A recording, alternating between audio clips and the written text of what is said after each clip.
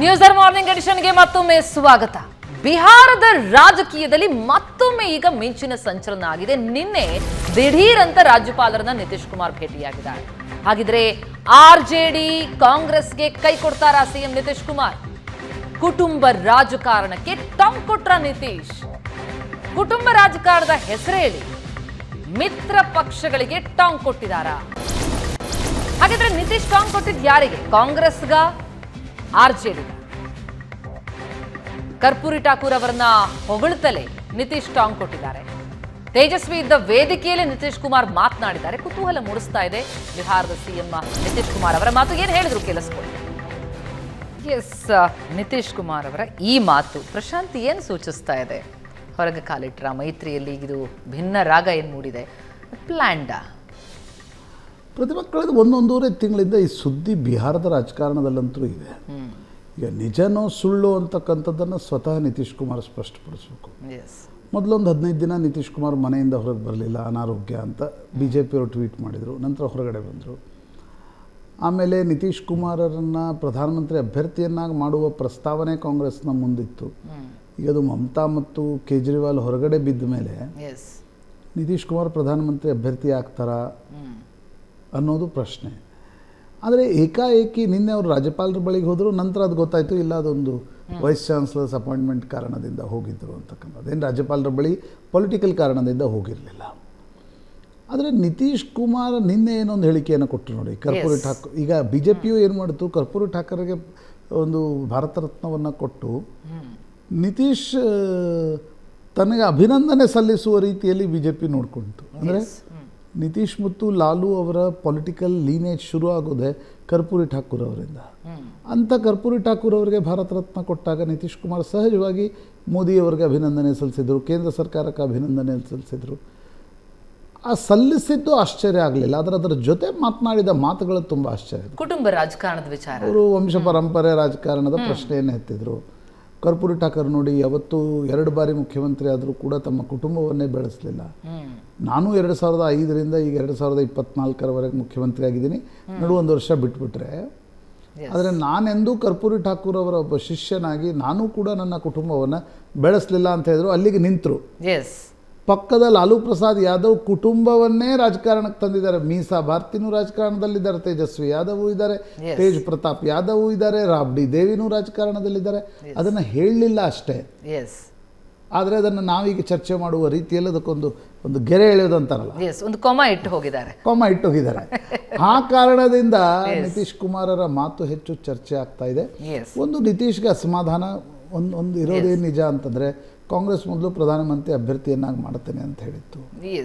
ಈಗ ಲಾಲು ಹೇಳ್ತಿದ್ದಾರೆ ಪ್ರಧಾನಮಂತ್ರಿ ಅಭ್ಯರ್ಥಿ ಬೇಡ, ಸಂಚಾಲಕರನ್ನಾಗಿ ಮಾಡಿ ಹೋಗಿ. ಅದು ಈಗ ಖರ್ಗೆ ಸಂಚಾಲಕರಾಗಿದ್ದಾರೆ. ಲಾಲುಗೊಂದು ಅಸಮಾಧಾನ ಇದೆ, ನಿತೀಶ್ ಕುಮಾರ್ ಇಲ್ಲಿ ಬಿಹಾರದಲ್ಲೇ ಇದ್ದು ಮುಖ್ಯಮಂತ್ರಿ ಆಗಿ ಮುಂದುವರೆದ್ರೆ ನನ್ನ ಮಗನ ಭವಿಷ್ಯ ಏನು ಅಂತಕ್ಕಂಥದ್ದು. ಹೀಗಾಗಿ ಅದೊಂದು ಬಿಹಾರದ ರಾಜಕಾರಣ ಕೂಡ ಒಂದು ರೀತಿಯಾಗಿರ್ತಕ್ಕಂಥ ಸಂಕ್ರಮಣದ ಸ್ಥಿತಿಯಲ್ಲಿದೆ. ಏನಾಗುತ್ತೆ ಅನ್ನೋದು ನೋಡ್ಬೇಕಾಗತ್ತೆ. ಇನ್ನು ಮತ್ತೆ ವಾಪಸ್ ನಾವು ಅಯೋಧ್ಯೆ ವಿಚಾರಕ್ಕೆ ಬರೋದಾದ್ರೆ, ದಿನದಿಂದ ದಿನಕ್ಕೆ ಅಯೋಧ್ಯೆಗೆ ಭಕ್ತರ ದಂಡು ಬರ್ತಾ ಇದೆ. 2 ದಿನದಲ್ಲಿ ಸುಮಾರು 10 ಲಕ್ಷ ಭಕ್ತರು ರಾಮನ ದರ್ಶನವನ್ನು ಪಡೆದಿದ್ದಾರೆ. ನಿನ್ನೆ ಕೂಡ 5 ಲಕ್ಷ ಜನ ರಾಮ್ಲಲ್ಲಾನ ದರ್ಶನ ಪಡೆದಿದ್ದಾರೆ. ಈ ರೀತಿ ಲಕ್ಷ ಪ್ರವಾಸಿಗರು ಭಕ್ತರು ಬರ್ತಾ ಇದ್ರು ಕೂಡ ಬಾಲರಾಮನ ದರ್ಶನ ಸರಾಗವಾಗಿ ಸಾಗ್ತಾ ಇದೆ. ಅಂದರೆ ಸಿದ್ಧತೆಯಲ್ಲಿ ಮಾಡಿದಂತಹ ವ್ಯವಸ್ಥೆಗಳೆಲ್ಲವೂ ಕೂಡ ಸುಲಲಿತವಾಗಿ ಆಗ್ತಾ ಇದೆ. 30 ನಿಮಿಷದಲ್ಲಿ ಬಾಲರಾಮನ ದರ್ಶನ ಆಗ್ತಾ ಇದೆ. ಮಂದಿರದ ಸುತ್ತ ಸುಮಾರು 8,000 ಪೊಲೀಸರು ಭದ್ರತೆ ಒದಗಿಸಿದ್ದಾರೆ.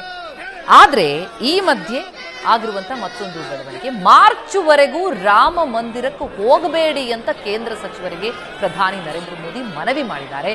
ಯಾಕಂದ್ರೆ ಕೇಂದ್ರ ಸಚಿವರು ಹೋದರೆ ಭಕ್ತರಿಗೆ ತೊಂದರೆಯಾಗುತ್ತೆ. ಕೆಲ ದಿನ ಅಯೋಧ್ಯೆಗೆ ಭೇಟಿ ಕೊಡುವಂಥ ಪ್ಲಾನನ್ನು ಮುಂದೂಡಿ. ಅಂದರೆ VIP ಬಂದರು ಅಂತಂದರೆ ಅವರಿಗೆ ಬೇಕಾದಂಥ ವ್ಯವಸ್ಥೆ ಮಾಡಬೇಕಾಗತ್ತೆ. ಆಗ ಸಾಮಾನ್ಯ ಭಕ್ತರಿಗೆ, ಸಾರ್ವಜನಿಕರಿಗೆ ಸಮಸ್ಯೆಗಳಾಗುತ್ತೆ, ವಿಳಂಬ ಆಗುತ್ತೆ ಅವರ ದರ್ಶನ. ಈ ಹಿನ್ನೆಲೆಯಲ್ಲಿ ಮೋದಿ ಅವರಿಗೆಲ್ಲರಿಗೂ ಹೇಳಿದ್ದಾರೆ, ಸೂಚನೆ ಕೊಟ್ಟಿದ್ದಾರೆ. ಸಂಪುಟ ಸಭೆಯಲ್ಲಿ ಸಹೋದ್ಯೋಗಿಗಳಿಗೆ ಮೋದಿ ಮಾಡಿರುವಂತಹ ಮನವಿ ಇದು. ಮಾರ್ಚ್ವರೆಗೂ ಅಯೋಧ್ಯೆಗೆ ಭೇಟಿ ನೀಡಬೇಡಿ ಎನ್ನುವಂತಹ ಮನವಿಯನ್ನು ಪ್ರಧಾನಿ ಮಾಡಿದ್ದಾರೆ. ಯಾಕಂದರೆ ನಿತ್ಯ 5 ಲಕ್ಷ ಜನರು ರಾಮ್ಲಲ್ಲಾ ದರ್ಶನ ಮಾಡ್ತಿದ್ದಾರೆ. ಪ್ರಶಾಂತ್, ಎಕ್ಸ್ಪೆಕ್ಟೆಡ್ ರಾಮಲಲ್ಲಾನ ದರ್ಶನ ಸಿಗಬೇಕು ಅಂತ 500 ವರ್ಷಗಳಿಂದ ಕಾಯ್ತಾ ಇದ್ದವರು. ಮಂದಿರ ಆಗಿದೆ, ದರ್ಶನ ಮಾಡೋದಕ್ಕಿಂತ ಹೋಗ್ತಲೇ ಇದ್ದಾರೆ ಸಾಲಾಗಿ. ನೋಡಿ, ವಾತಾವರಣ ಯಾವ ಪ್ರಮಾಣದಲ್ಲಿ ನಿರ್ಮಾಣವಾಗಿತ್ತು. ಅಯೋಧ್ಯೆಯ ಸುತ್ತಮುತ್ತಲಿನ ಜನರೇ ಲಕ್ಷೋಪಾದ ಸಂಖ್ಯೆಯಲ್ಲಿ ಅಯೋಧ್ಯೆಗೆ ಬರ್ತಾ ಇದ್ದಾರೆ. ದೂರ ದೂರದ ಊರಿಂದ ಜನ ಹೋಗ್ತಾ ಇದ್ದಾರೆ ರಾಮಲಲ್ಲಾನ ದರ್ಶನ ಆಗಬೇಕು ಅಂತಕ್ಕಂಥ ಕಾರಣ. ಮತ್ತು ಆ ಮೂರ್ತಿ ಪ್ರತಿಷ್ಠಾಪನೆಯ ದಿನ ಮೂರ್ತಿಯ ದರ್ಶನ ಏನು ಟಿ ವಿಯಲ್ಲಿ ಆಯಿತು, ಜನರಿಗೆ ಅಯೋಧ್ಯೆಗೆ ನಾವು ಹೋಗಬೇಕು ಅಂತಕ್ಕಂಥ ಹಿಂದೆ ಹೋಗಬೇಕು ಅನ್ನೋ ತವಕ ಶುರು ಆಯಿತು. ಆ ಕಾರಣದಿಂದ ಲಕ್ಷಾಂತರ ಸಂಖ್ಯೆಯಲ್ಲಿ ಸಹಜವಾಗಿ ಅಯೋಧ್ಯೆಯಲ್ಲಿ ಜನ ನೆರೆದಿದ್ದಾರೆ. ಸ್ವಲ್ಪ ಇನ್ನೂ ವ್ಯವಸ್ಥೆಗಳು ಆಗಬೇಕಾಗತ್ತೆ. ದರ್ಶನದ ಕ್ಯೂ ಏನಿದೆ, ಈಗ ನೋಡಿ, ಆ ಕ್ಯೂಗೆ ಕಟಾಂಜನಗಳಿಲ್ಲ, ಅಂದರೆ ಅದಕ್ಕೊಂದು ದಾರಿ ಮಾಡಬೇಕಾಗತ್ತೆ. ಈಗ ಹಾಗೆ ಕ್ಯೂಗಳನ್ನು ಹಚ್ಚಲಾಗ್ತಾ ಇದೆ. ಆ ವ್ಯವಸ್ಥೆಗಳಾಗಲಿಕ್ಕೆ ನನಗನ್ಸುತ್ತೆ 1 ತಿಂಗಳು 2 ತಿಂಗಳು ಟೈಮ್ ಹಿಡಿಯುತ್ತೆ. ಮತ್ತು ಅದು ಟ್ರಯಲ್ ಆ್ಯಂಡ್ ಎರರ್ ಬೇಸ್ ಮೇಲೆ ಆಗುತ್ತೆ, ಒಂದೇ ದಿನಕ್ಕೆ ಆಗಲ್ಲ. ಅದು ನಿಜ. ಎಷ್ಟು ಜನ ಒಂದೇ ದಿನದಲ್ಲಿ ಆದ ತಪ್ಪನ್ನು ಸರಿಪಡಿಸಿಕೊಂಡು ಬಹಳ ದೊಡ್ಡ ಸಂಖ್ಯೆಯಲ್ಲಿ ಸರಾಗವಾಗಿ ದರ್ಶನ ಆಗುವಂಗೆ ಮಾಡಿದ್ದಾರೆ. ದರ್ಶನ ಸರಾಗವಾಗಿ ಆಗ್ತಾ ಇದೆ. ಅರ್ಧ ಗಂಟೆ 1 ಗಂಟೆಯಲ್ಲಿ ದರ್ಶನ ಆಗ್ತಾ ಇದೆ. ಆದರೆ ಅದಕ್ಕೆ ಇನ್ನೂ ಅನೇಕ ವ್ಯವಸ್ಥೆಗಳು ಆಗೋದು ಬಾಕಿ ಇದೆ. ಹೀಗಾಗಿ ನಿನ್ನೆ ಪ್ರಧಾನಮಂತ್ರಿ ನರೇಂದ್ರ ಮೋದಿ ಕ್ಯಾಬಿನೆಟ್ನಲ್ಲಿ ನಿನ್ನೆ ಏನು ಹೇಳಿದರು ಅಂತಂದರೆ, ಈ ಅಮಿತ್ ಶಾ ಹೋಗೋರಿದ್ರು, ಉಳಿದವರೆಲ್ಲ ಕೇಂದ್ರದ ಸಚಿವರು, ಸಹಜವಾಗಿ ಎಲ್ರಿಗೂ ಇರುತ್ತಲ್ಲ ಹೋಗಬೇಕು ಅಂತ. ಮೋದಿ ಹೇಳಿದರೆ, ನೀವು ಹೋಗೋದನ್ನು ಸ್ವಲ್ಪ ತಡ ಮಾಡಿ, ನೀವು ಹೋದರೆ ಪ್ರೋಟೋಕಾಲ್ಗಳು VIP ದರ್ಶನ ಆಗುತ್ತೆ.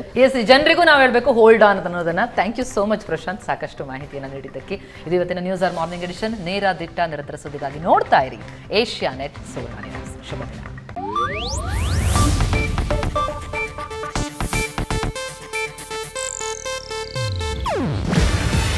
ಇದು ಏಷ್ಯಾನೆಟ್ ನ್ಯೂಸ್ ನೆಟ್ವರ್ಕ್ ಪ್ರಸ್ತುತಿ.